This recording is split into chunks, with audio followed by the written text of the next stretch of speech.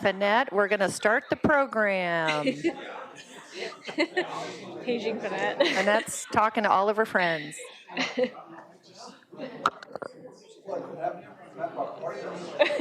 I think she did. We got to get a picture afterward of all three of us, y'all.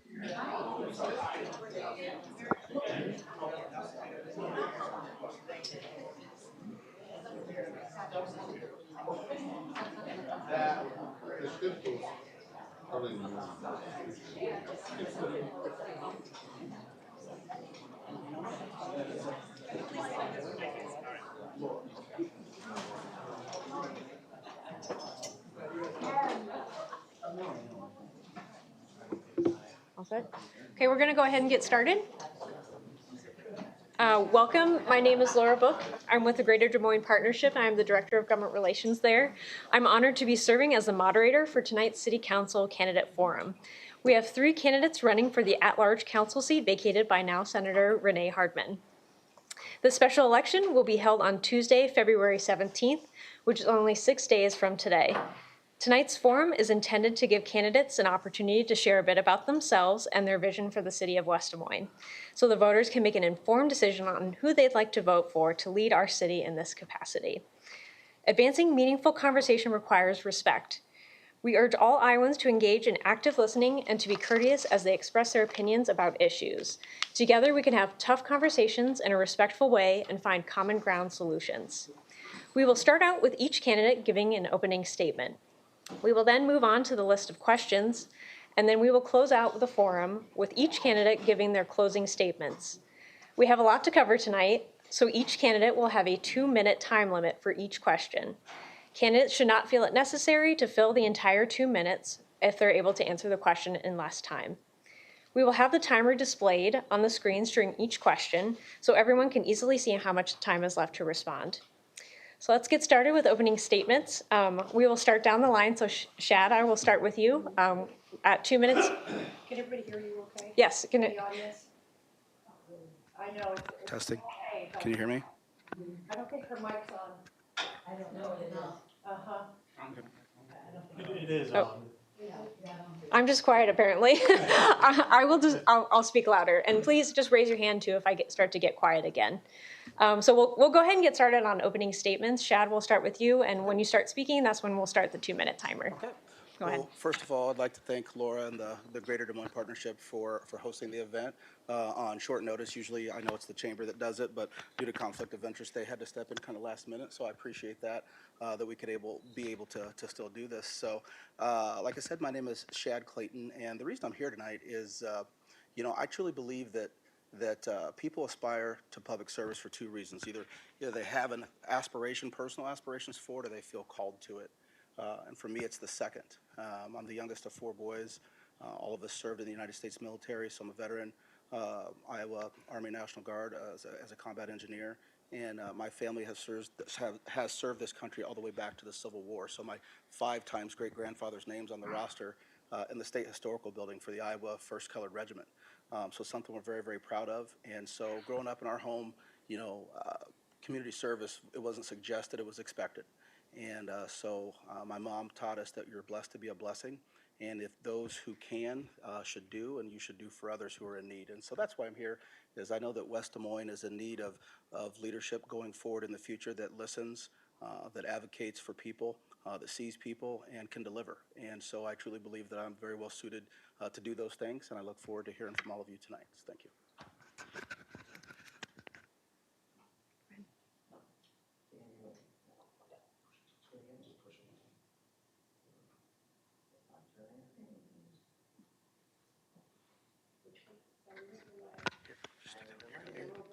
Okay, thank you. What a gentleman.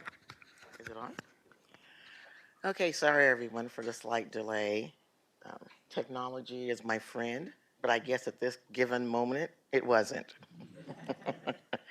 But I would like to very much thank you for coming, Laura, to moderate um, our forum tonight.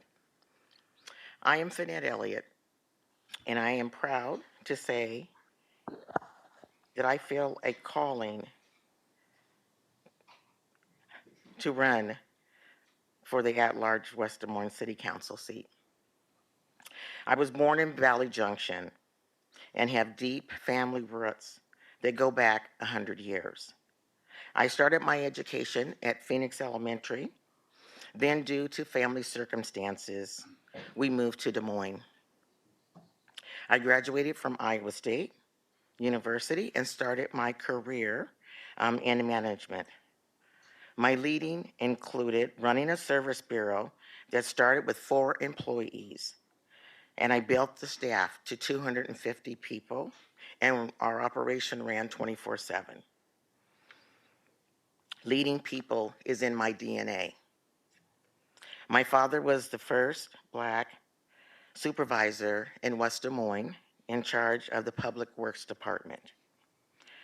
I can separate myself from the other two because I am the only one sitting up here that can say I am a proud native of West Des Moines who has returned home to be a public servant. You have elected me to the West Des Moines Board of Education 2 times, which also sets me apart from the other two. I have been a devoted servant to both my family and the community. Now it's time for me to give back to my community. Thank you.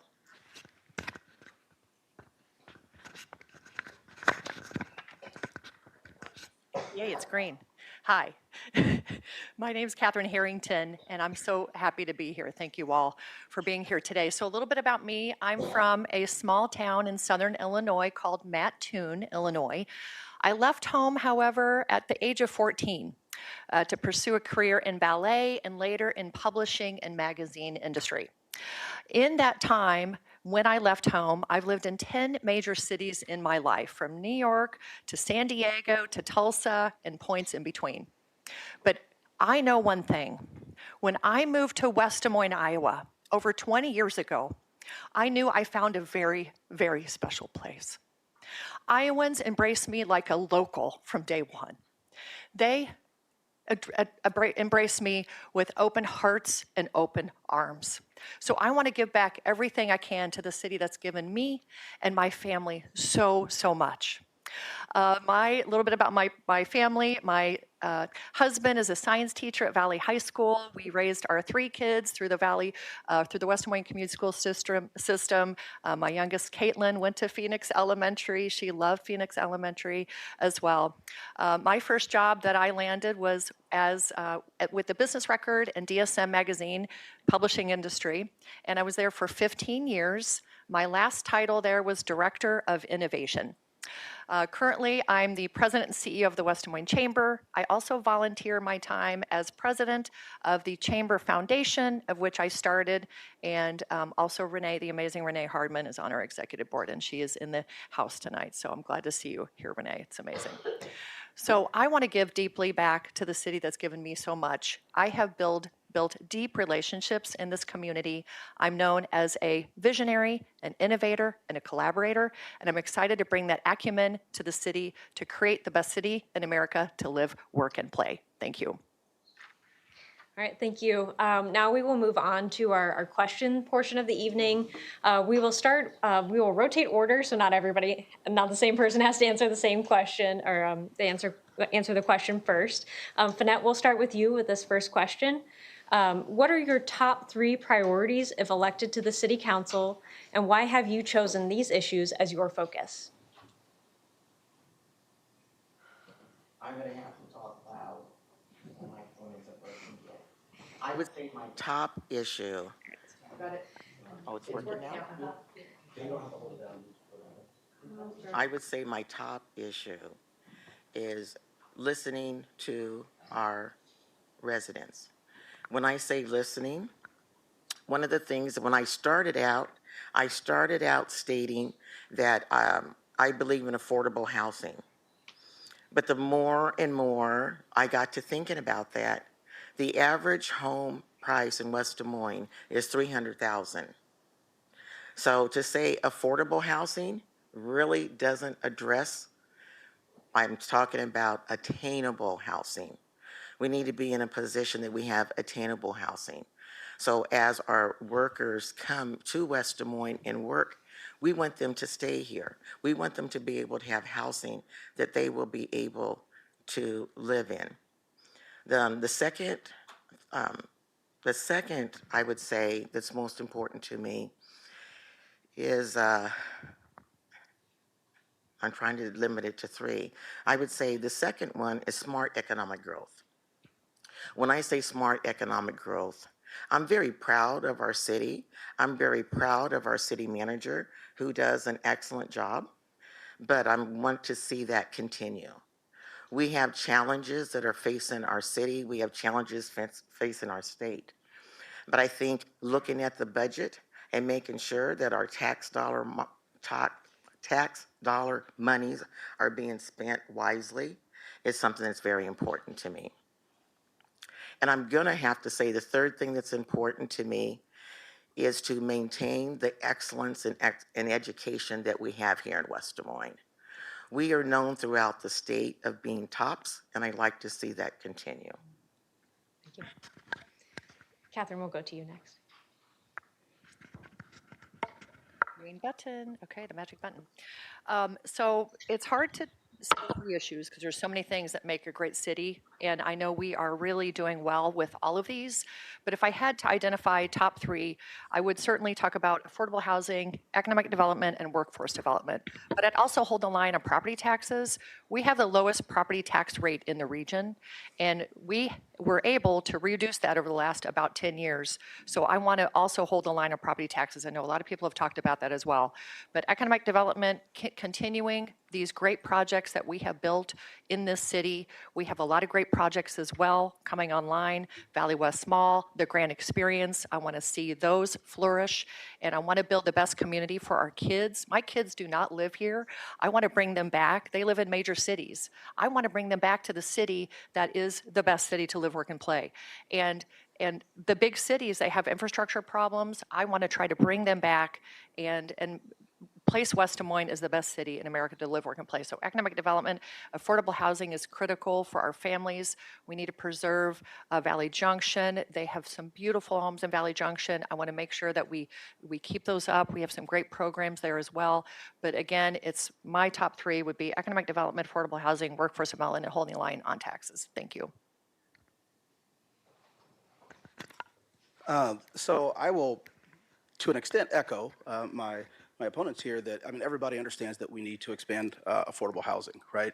But it's the manner in which we do that that is going to determine how that takes shape, okay? So I think that having the ability to listen and collaborate across all different lines and understanding the needs of people as places to live, understanding the needs of developers as well, the needs that the city has, right, as far as building the infrastructure to sustain that growth.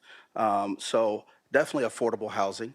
I also believe in economic expansion, but a little bit more detail as far as what I mean by economic expansion. We can't just have jobs. We have to have living wage jobs. We have to have jobs that people can get out of college, come here, take that job, and afford to buy the house in the city that they that they work in, right? So all these things kind of combine as one. It's not, I don't look at them as three separate issues. It's kind of one issue. And my third is obviously enhancing public safety.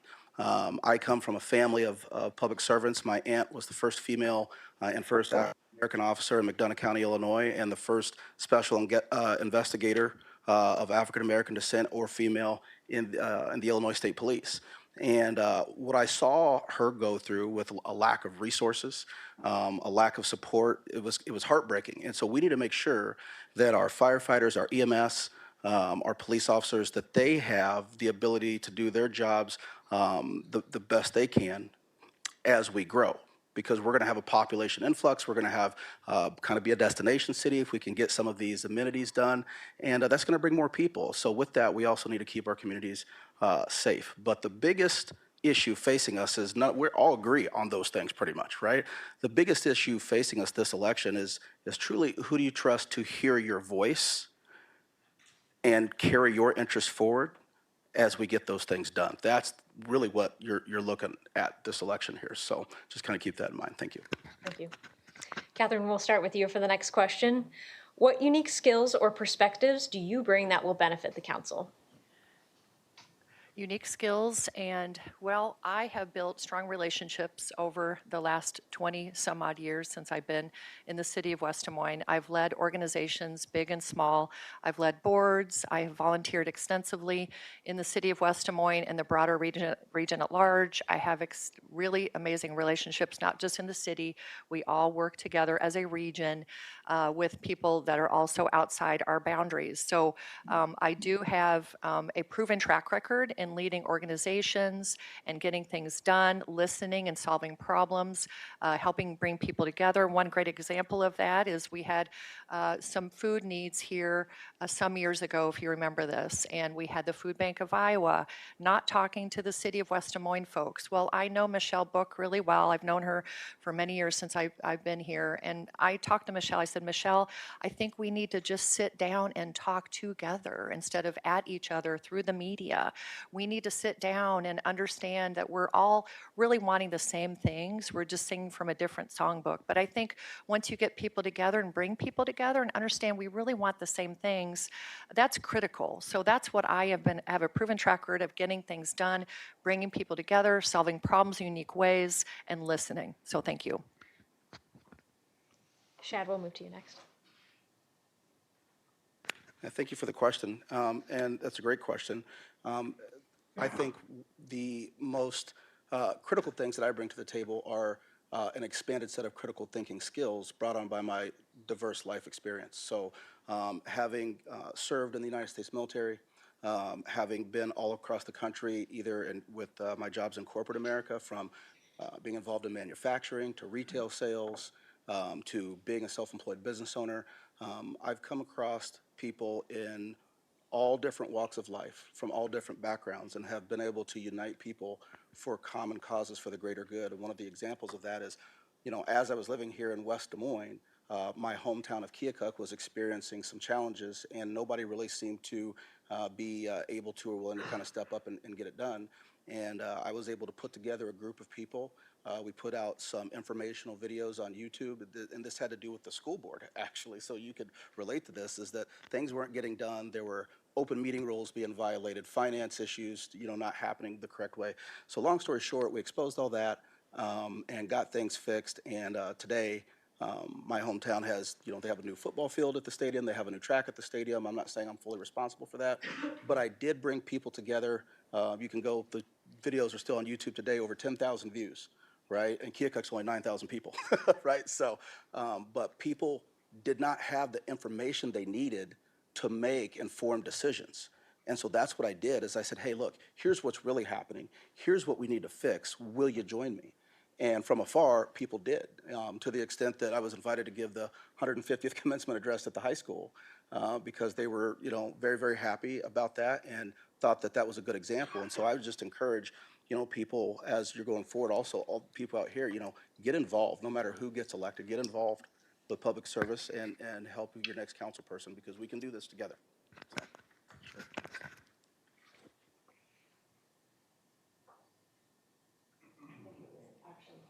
You got scared there, too. See, this is teamwork, everyone. That is the skill that I bring. Well, it's the truth. The unique skill that I can state that I bring to the table is the fact of partnership and teamwork. I am so much of a people person that people will say, is she real? And yes, she is real. When I say I'm a people person and I lead, I'm not ashamed to cry, but that's my passion. I was at a meeting last night. I'm at the LRC. And one of the things that the community came together to make decisions on at risk. What is the future? What are our plans? What occurred is the community had an opportunity to sit and problem solve. When we was wrapping up, I sat and I thought, I love West Des Moines very much. Why do I love West Des Moines? Because it's the people, it's the community. When we state, Cornbird, live, learn, I'm say love. But when we say that, that really is true. Me being on the council adds that additional layer. I'm not saying anything against any of the current city council members, but I'm saying, but I'm the people person. I listen and I lead. I had stated earlier, took an organization where we only had 4 people. The owner's vision was to make us the number 1. I will say I did that. And I did that. We was a little UN. We had people from all walks of life. But the one thing that we had in common was we were there to do a good job. And I was the leader that held it all together and made everyone feel valued and important. That's what I bring to the city council. Great, Shad, for this next question, we'll move to you. What are the biggest challenges facing West Des Moines? Sure, give me the easy one. No, thank you for the question, and that's a great question. There, you know, obviously affordable housing is one of the things that's at the top of that list, and here's why. I know we keep going back to that, but here's the thing: if you don't have the housing, you can't get the people here. If you can't get the people here, you can't get the businesses here for the economic expansion if you don't have a workforce that's available, right? And if people can't afford to live in those homes, then, right, developers aren't going to build homes because nobody's going to buy the home. So it's this, it's all connected, right? So that's one of our, obviously one of our biggest challenges. But I also see a challenge, you know, as far as when we have conversations with the community, there must be absolute clarity and transparency because there's a difference between listening and hearing, right? And so I know Finette and I were at a meeting in Valley Junction, right? And the people just didn't feel like they had been listened to, right? They didn't feel that they had been represented properly. And so they voiced those frustrations. And the one thing that I learned is that listening to those people, I understood, I said, hey, you know, you can 100% think you're right, but also be wrong. And it's important to be able to listen and disassociate yourself from your own cognitive dissonance, from preconceived notions. And I think that that is one of the strongest, most important qualities of a leader is we all have our ideas about things and our bias, but facts change with new information. And you have to set your pride aside, you have to set your preconceived notions aside, you have to listen to people and do what's best for everyone involved. And so that's what I bring to the table. And the other thing is that's facing us right now, and I know that we'll probably to get to later is, you know, we're going to have some tough things with coming up with the budget if the state cuts property taxes. And I think that we have to start strategically planning for the future and putting extra money aside and thinking about how we're going to pivot if that actually happens. So those are the things that I see as immediate. And I'm actually going to follow up with what Chad has identified as far as property tax and property tax reform. It's important to look at the legislature to see what they actually have in store for us. Every time that the government underfunds or undercuts, it impacts all of the municipalities. It impacts our potential revenue stream. When it comes to property taxes, we all want lower property taxes. That's the easy thing to say. But once property taxes are lowered, that is going to affect our whole system. It's going to affect our ability to give back to the community, individuals who are in need. It's going to impact the ability to bring in businesses. So when you think about property tax reform, it's a balancing act, and it's something, though, that we are going to have to face. It's no different than all of us at home. We go to work, we pay our bills, but there's times where it's hard to make ends meet. So when you think about the reform part is going to affect all of us. One thing that I do want to state, please pay attention to what is going on at the legislature, because what is going on down there will greatly impact. A lot of times people will sit back and they'll state X, Y, and Z, and why this and why that. You really need to hone in on what is going on at the legislature and the impact, because cities and municipalities are worried, just like each and every last one of us as far as paying our bills. The cities are worried in terms of how are we going to pay our people? How are we going to have the money for all the amenities? How are we going to be able to bring in businesses? So please pay attention to what is going on at the Hill.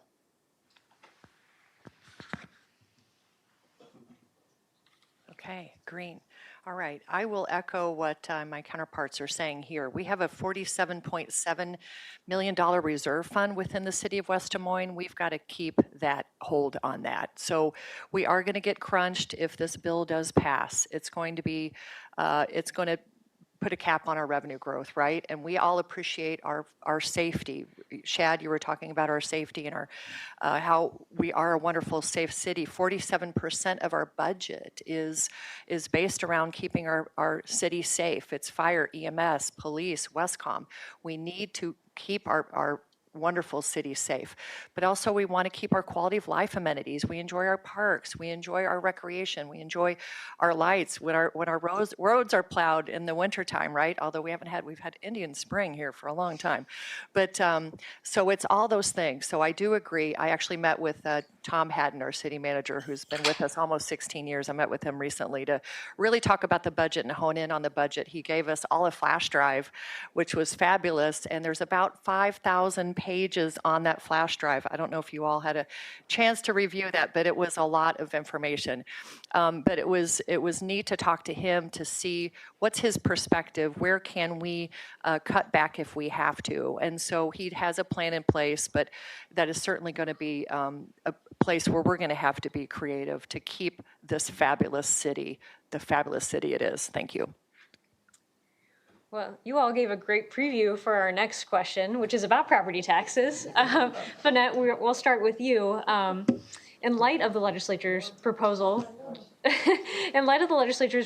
to reform property tax with a cap on revenue of 2% each year, how will you manage taxpayer dollars responsibly while still investing in the future of the city? Well, one thing that should be noted, you had stated, how would I? First of all, there is no I on the city council. The best that I can do is to trust the individuals that we have to do their job. Very similar to being on the school board. Being on the school board, we pretty much set the expectations and what we want to see. It's not as if we go in and we tell each teacher how to do their jobs. We're more governance, and I see the city council operating the same. We're going to look to see what is going on. We're going to listen to our citizens in terms of their needs and their wants. But no one city council member is going to actually set the course of what should and should not be done. But the city council's obligation is to listen to their people, to hear what is going on. A lot of times, I will add, I have a little bit more time, and I can, the reason why I bring up school board, because there is such a correlation between being on the school board and being on the city council. We listen, we make recommendations to the superintendent, but then it's the superintendent's job to carry out what we're looking for. I see on the city council that same exact type of scenario. No city council member is going to state their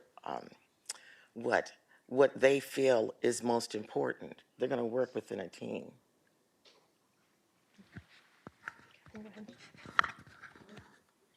Yes, we're snaking around there. Okay.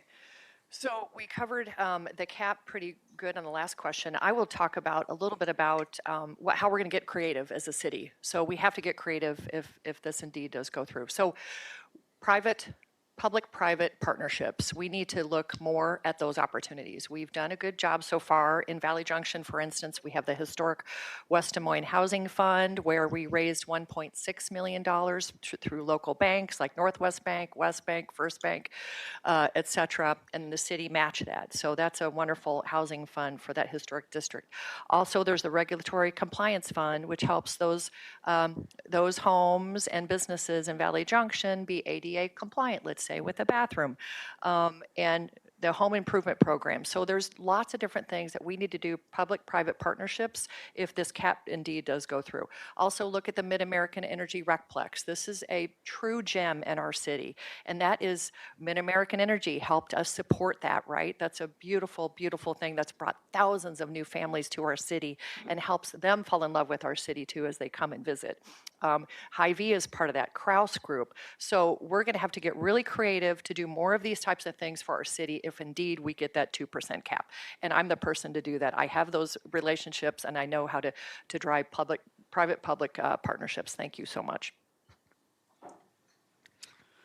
So I will say that I think that there's kind of it's a dual answer, right? You have to be strategic about it. You have to, fight for the best and prepare for the worst, right? And I don't think that you can sit and wait. We don't know what the legislature is going to do, right? So we have to be prepared, and you have to do that from top to bottom. Each department, each sector has to have a very strategic plan to, if they have to trim in places, right? We might have to do that. But just like Catherine said, I think we need to be more strategic and focused on bringing in more revenue from the private sector, right? A lot of these companies, they put their homes here, their headquarters here, and they may have to put some money back in, right? And but I think the proactive part would be also to lead partnerships throughout the metro with our counterparts and other city councils, and really lobby the legislature to take a hard look at the long-term impact, right, that this is going to have. Because I think there's other political forces that drive these type of decisions, that they might have a high-level thought of something good, but the true impact on the ground to you and I where we live is not good, right? And you see it all the time, that legislation is proposed and passed with an idea that's grandiose, but the reality on the ground isn't what it was sold to be. So we can't afford for that to happen.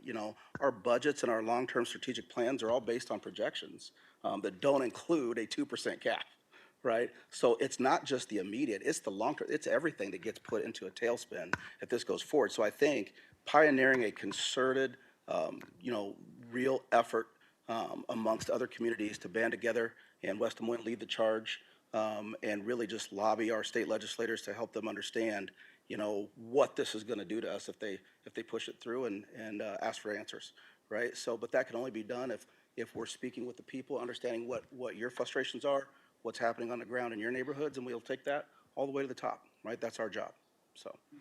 Thank you. Moving forward to our next question, Catherine, we'll start with you. West Des Moines is experiencing growth. How would you balance new development with preserving the character of our community? We are experiencing a lot of growth, and that is fabulous. There are some projects we still need to get done, like the Grand Experience and also Valley West Mall. But we do need to preserve our historic district, our Main Street, our Valley Junction area. That is truly our gem, and we need to preserve and protect it. I sat for about a year and a half on the historic West Des Moines master plan sessions, along with about 15, 20 other key stakeholders in the region. And it was so interesting learning about Valley Junction.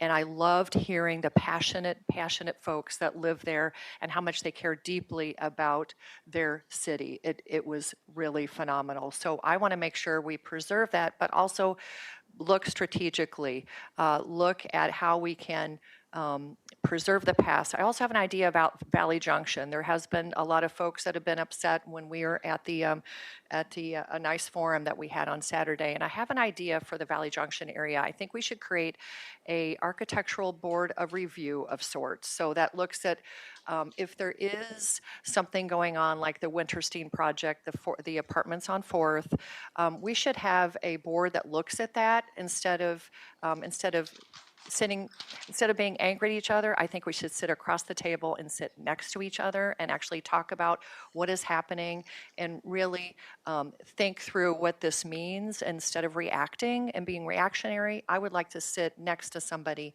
and say, okay, what does this project look like? What are the details? We just don't know a lot about the project, and I want to make sure we understand more about what's going on. Again, people care deeply about Historic Valley Junction.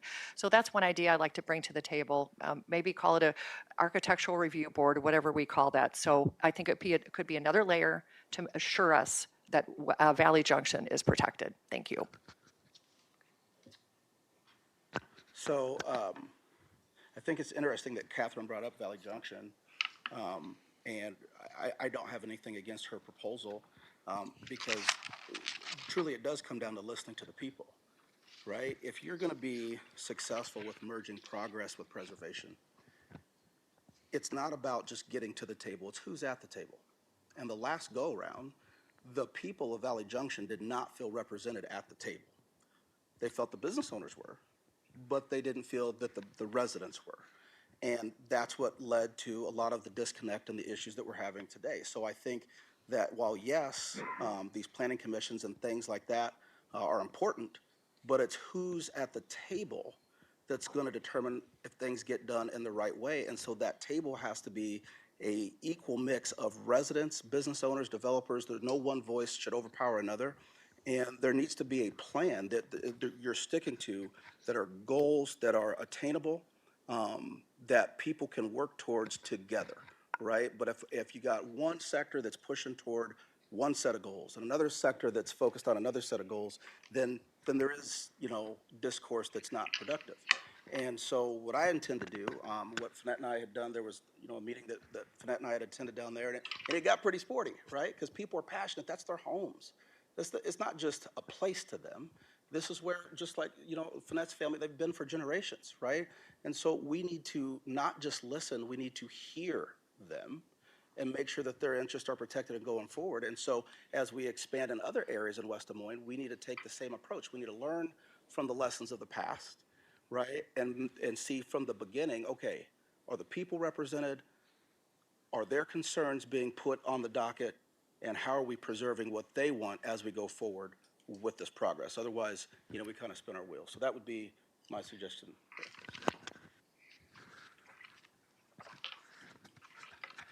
Now, what's going to come out of my mouth is entirely different than the other two. And I say that because when I say Historical Valley Junction is exactly that, Historical Valley Junction. It really bothers me to think that there would be plans and discussions to take away from that historical area. There are other areas that can be developed. The Valley Junction really should be hands-off. And I'm passionate about that. There are families that have been there for generations. It's their family legacy. Some of them have passed that family home for 2 generations. There are families that have generational wealth. They hand that off. Why should it be any different than the families that are in Valley Junction, that they cannot preserve their homes because to be part of their legacy? I think it is important for economic development to bring in businesses, but I do not see that should be going on in Valley Junction. There are other areas. So my idea, hands off. I'm not afraid or I'm not ashamed to say how passionate I am. I'm very passionate. If you're going to do anything down there, go further out. There are programs. Make family homeowners aware of the programs that are there that will help them to maintain their homes. But hands off of doing anything in Historical Valley Junction. Thank you. Shad, we'll start with you next for the next question. How would you strengthen West Des Moines' position as a hub for business and job growth? Thank you for the question. So, well, there's a couple of, that's a multifaceted question, right? So there are a lot of things that go into that. The first is that we have to, be able to have the workforce available to draw in new businesses, right? So like I said, it kind of goes back to that trifecta of affordable housing, economic growth, right? Public safety, those things are all kind of locked together. However, I think one of the things that we can be a little bit more strategic about and intentional about is actively seeking out businesses across the country, major corporations that are seeking to expand, and selling them on West Des Moines, selling them on our future, right? Go on a sales tour, so to speak, and sell the greatness of West Des Moines and what we have to offer. Look, one of the things I know you're not supposed to agree with your opponent, but Catherine's right. We are a shining city on a hill, right? And I just think we can do a good job of marketing that to businesses and companies across the nation that are looking to expand and get them here, which will help facilitate some of that growth. The other part of it is to be intentional about keeping our young talent in West Des Moines, right? Reaching out. I know that I'm a substitute teacher at West Des Moines Schools. Finette's on the school board. She substitute teaches as well. And one of the things that I see is a lot of young, bright students graduating, going to college, and they go to college, and I talk to their parents. I'm like, well, where's so-and-so at? Oh, they're in Indianapolis. Or they're in St. Louis. I'm like, okay, well, why aren't they coming back to West Des Moines, right? So we need to figure out, the jobs of the future, the things that are taking people other places, and create an environment that those people want to come back home, right? I think we as a city can help facilitate some of that growth, whether it be expanding programs that are in our local schools that, by the time a kid graduates, maybe they're pre-certified to be, an electrician, an HVAC professional, a plumber, whatever. A lot of these people, these are six-figure income jobs, right? That if these kids could use that time that they're in school to learn, they might, want to come back here, right? Because they've already been invested in by the city, so. Go ahead, Vinette. Could you please repeat the question? Of course, yes. I am still in my previous question. Absolutely. No. Emotions. We're covering a lot of in-depth topics tonight too, so I appreciate your willingness to jump from these large topics to another. How would you strengthen West Des Moines' position as a hub for business and job growth? What of course comes to mind is education. A lot of people are not aware that we do have vocational education in West Des Moines at Valley Southwoods. Careers, welding, carpentry, good paying jobs. When I say good paying jobs, 100,000 plus. We need to look at our schools as a pipeline. Vocational education is very important. I graduated from Des Moines Technical High School. The skilled trades, as us baby boomers are retiring, we need to replenish the workforce with skilled trade. So I think that is something, though, that I'm passionate about and is very important. I'm going to stop there because I do have more to say, but I'm going to stop for now. Okay, I want to ditto what you both said. I really liked what you both said a lot.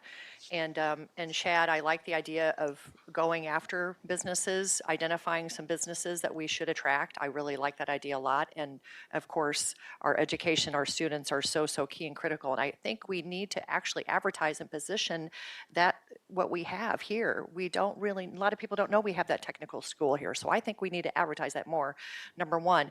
But I was on the steering committee for the City of West Des Moines Economic Development Plan. Ryan Moffitt does a great job as our Economic Development Director, and I was on the steering committee to select our new economic folks that are going to really paint the picture of the City of West Des Moines. It's called Newmark, and they are a global firm. They have really been to every city that you can imagine our size, so they have great experience. And in about March or April, they're going to come back and tell us as a city, where do we need to grow?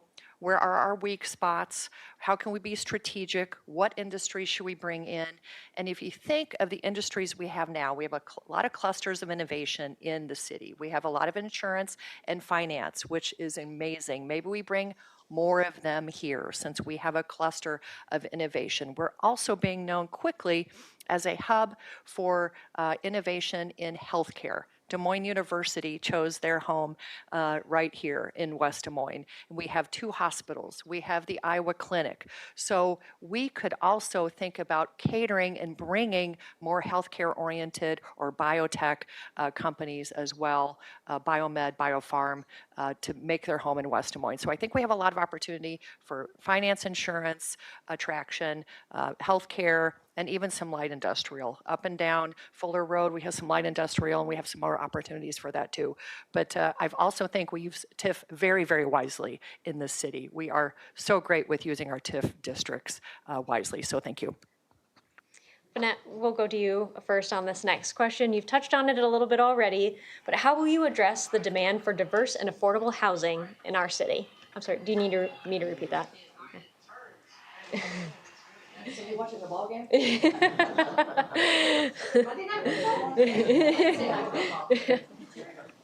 Yes, I will repeat it. How will you address the demand for diverse and affordable housing options in our city? How I will address that. And I'm not going to be a broken record, but I'm going to say we should not look to Valley Junction to do that. What we should look at is the areas in our city that are underdeveloped. I'm thinking of going south. That area is undeveloped. I think that would be a logical place to be. We're in the process where we're building roads to make coming and going in that area. There are other areas, even though we're kind of semi-landlocked, we aren't completely. So I think all of our attention should really be going south. That's where you can have housing. And you notice I'm not going to say affordable housing anymore. Because for me, it's not affordable if it's not meeting the needs of your citizens. We have workers who need homes. I'm not going to sit here and say all of our development should be single-family homes. I'm not going to say all of our development should be apartments. I'm not going to say all of our development should be row homes. What I am going to state is that we need to build. We need to listen to our constituents in terms of what our needs are, and then we need to go ahead and make plans to continue the growth or to make the growth.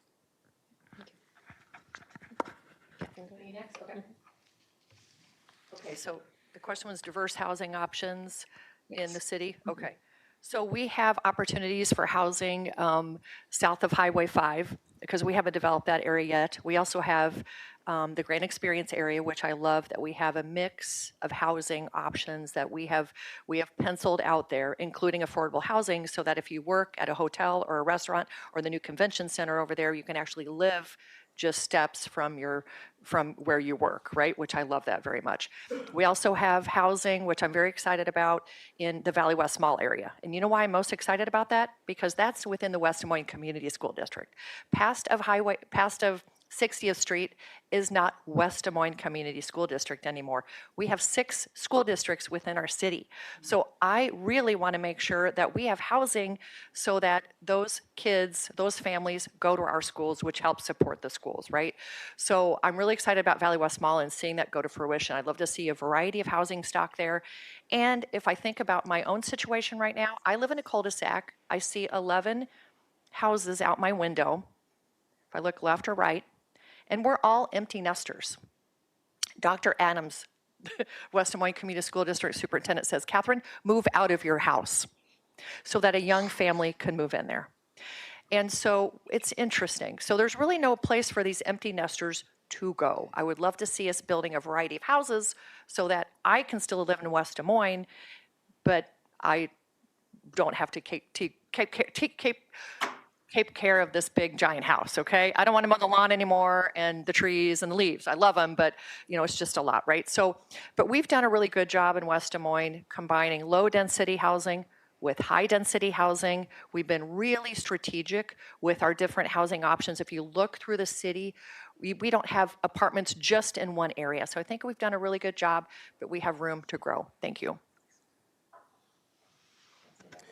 Yeah, so this is, obviously the question on everyone's mind. It's a great question. It's a very important question. And I think back to when over 30 years ago, so I've lived in West Des Moines for 25 years, but been in the Des Moines area for 30. My very first house was in Des Moines over on Southeast 6th Street. And the only reason I was able to get into that house is because there was a 10-year tax abatement, right? It made it affordable for me to get in, right? I think that we really need to start taking a look at more incentives like that for new home buyers. And also, and like I said, my depth and knowledge on TIF isn't, maybe, like I said, I'm running for office. So you referenced Tom giving us that drink from a fire hose of information on the thumb drive, right? So, but, one of the things that I'm, asking is maybe we can incentivize developers through the TIF program instead of, industrial or commercial, maybe to leverage more toward building residential homes. I know the profit margins aren't as big, but maybe we can figure out a way, right, to incentivize this growth to be affordable housing. I'll use the word affordable, but affordable housing that people with a new job, fresh out of college, and a new baby can afford, right, and give them an incentive to be there and to stay there. And then they'll eventually go on and want a bigger house. And if they're here, they're eventually going to buy goods and services here and contribute back to the community, but they're going to stay here, right?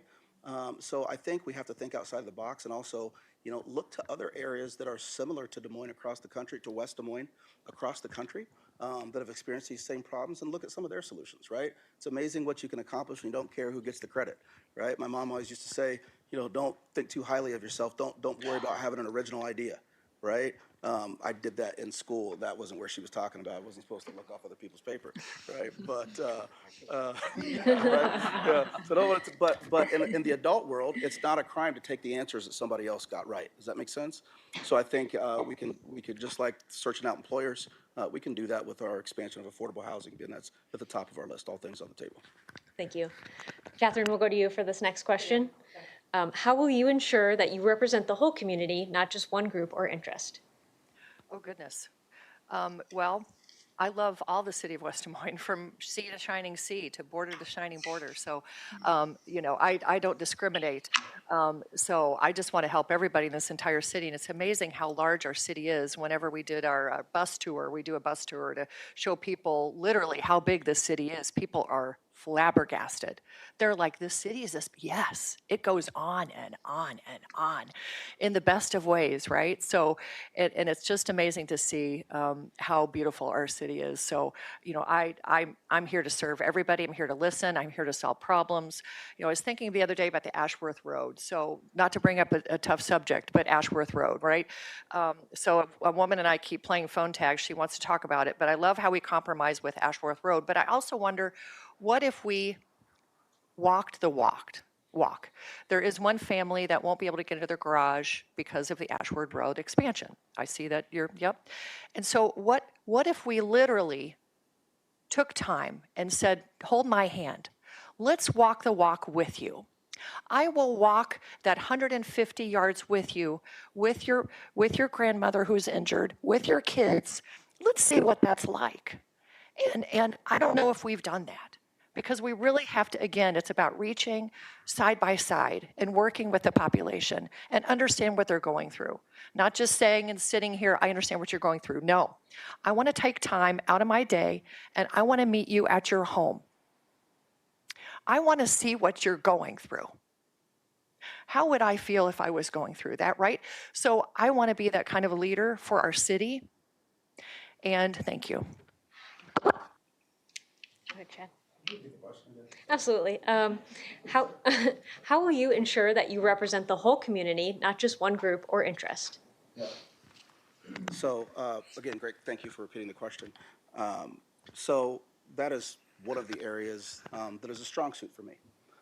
Growing up in Keokuk, Iowa was a blue-collar river town, factory town, right? My experience in the military, I came in contact with people from so many different cultures and ethnicities, from getting out of the military and getting involved in retail and then in manufacturing.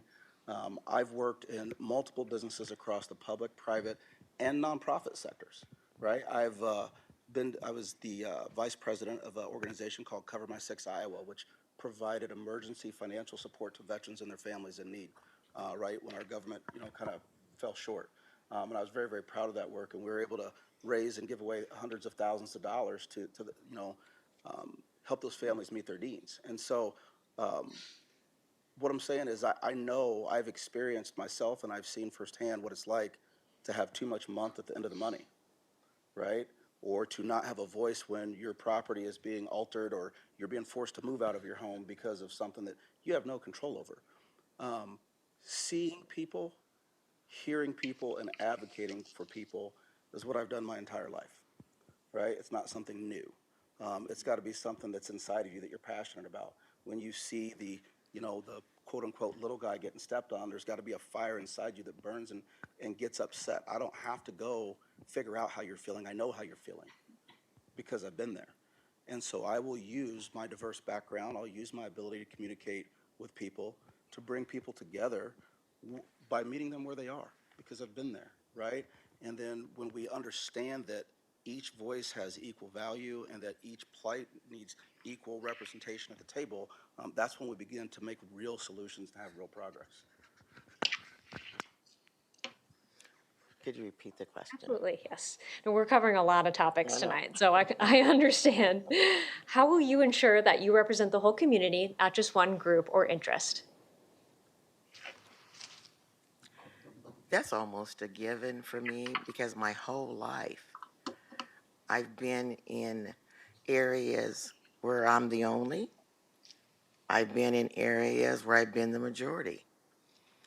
But the one thing that I always have in my heart is my concern for people. As long as you have a concern for people, you're not going to look at their gender. You're not going to look at their sexual orientation. You're not going to look at their skin color. You're going to see people as people. So when you talk about how am I going to make sure that I represent everyone, I will because I have that belief in my heart. Every human being deserves dignity. Every human being deserves to be treated the way they want to be treated. I was grown up with the golden rule. You do unto others as you would have them do unto you. As long as you have that in your heart, you're going to represent everyone. You're going to make sure there's representation. One of the things I'm most proud about for the city of West Des Moines is rolling out the community of care. The community of care is what West Des Moines is. As long as you believe that every person should be shown dignity, that every person should be listened to, that every person matters, then the whole issue or even question, how are you going to ensure that you represent all, becomes a question that really doesn't matter. Because in your heart, you believe that everyone should be treated the same and represented. Thank you. And congratulations, you've officially made it through all of the questions. Wait, we're not going to talk about flock cameras? No. Oh. Come on, I prepared for 2 days about flock We cameras. do have closing statements, so you're welcome to talk about it in your closing statements. So we'll move on to closing statements now. You'll have 2 minutes each again for closing. Catherine, we'll start with you and reverse the order. I won't talk about flock cameras. So I've sit in countless city council meetings over the years, over the last 6 years, countless. I've watched them online. I've seen what our citizens care about, at least over these last 6 years, and it changes. It's evolved over the years. It really has. It's changed a lot. But the needs are the same. The citizens want to be heard. They want to be understood. They want people to listen to them. And I'm a proven leader. I have been in the city for over 20 years, and I love the people in this city with all my heart and soul. The brownies that I brought today, total stranger, knocking on doors, putting up signs. Thank you, hubby, for helping me put up signs. And she comes out of the house and brings me brownies. I'm like, I don't know you. She doesn't know me, but we're instant friends.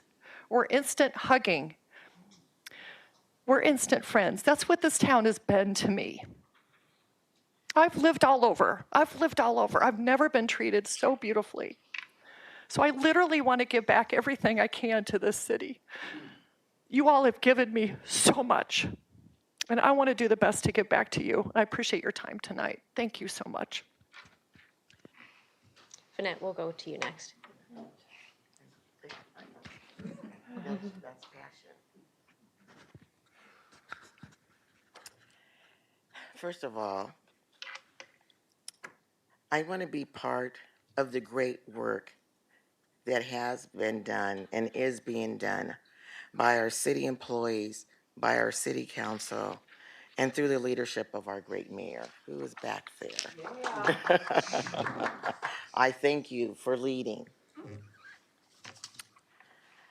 I want to see more growth in the assistance from the city with the residents. I think that's very important. What we're facing, if we are truly a community that cares, we have to work together. So I do want to see more partnership with the citizens and the city. I want to see an increased emphasis in building our brand. One thing that I didn't state is I'm a marketer. I've been a marketer for 25 years. I'm always reminding everyone at the school board. But why is that important? If we build them, they will come. We are building.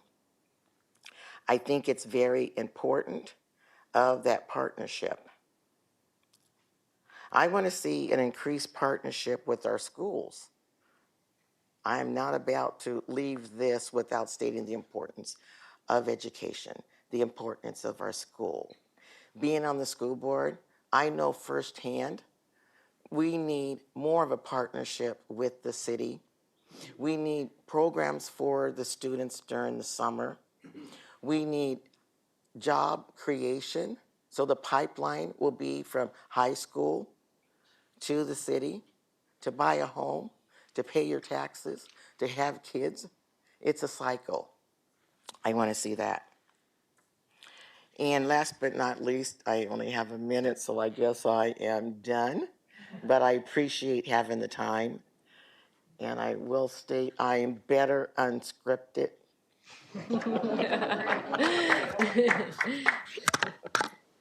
Well, I first of all, just want to thank everyone for coming out tonight, everybody online, and just for the opportunity. Microphone. Hey, I get my time. I reclaim my time. Yeah. Good. There we go. Give my 10 seconds. My 10 seconds. That could mean the difference in changing the world. But no, I do want to thank the partnership, thank the council for the opportunity to address the people tonight, and really just talk to you from my heart on my intentions and how I feel about things. It's been said that life comes down to a few defining moments, really, in everybody's life. And I know it sounds dramatic, but I really believe that this is a defining moment for West Des Moines. We're at a crossroads, economically, socially, developmentally, and it requires strong, unbiased leadership. Leadership without conflicts of interest, leadership without preconceived notions, someone who's going to get in and do the work no matter what it takes, right? I feel that that is where I thrive. I have nothing to get. The other two are great candidates, right? Great people. I know them both personally. But with that respect, you could be a nice person and not be the right person. It's up to you. We don't know. We all feel we're the right person. But it's going to be up to you, the people, to decide tonight, right? Or next Tuesday, right? Who you feel the right person is based on what you've seen. I was asked, why should I vote for you? And I told the lady, I can't tell you that. That would be arrogant of me to tell you that. All I can do is give you the genuine, authentic me, right? And hopefully that's enough. My children live here. My granddaughter, hopefully I get them to move here. They live in Oskaloosa now. I'm trying to get my son to move back to Des Moines, right? Because I love this city. I love the people. This is our home, right? All of us up here have echoed that. But I do think it comes down to this election. Yes, the issues are important. And we all pretty much have the same ideas, right, on what to focus on. So it really comes down to who do you trust to deliver and get it done and hear your voice as it's going forward. That you will be represented, that your community will be represented properly, and that we all take part in that bright future together. That's what I represent. Thank you. Thank you. And that is where we will conclude tonight's candidate forum. Thanks to all the community members who attended this evening and to those who tuned into the live stream. And thank you very much to the three candidates for taking time to share about themselves. Excuse me. Are we allowed to ask questions? We're concluding the forum now. This is not an open public forum. What? Thank you. Thanks. Thank you all.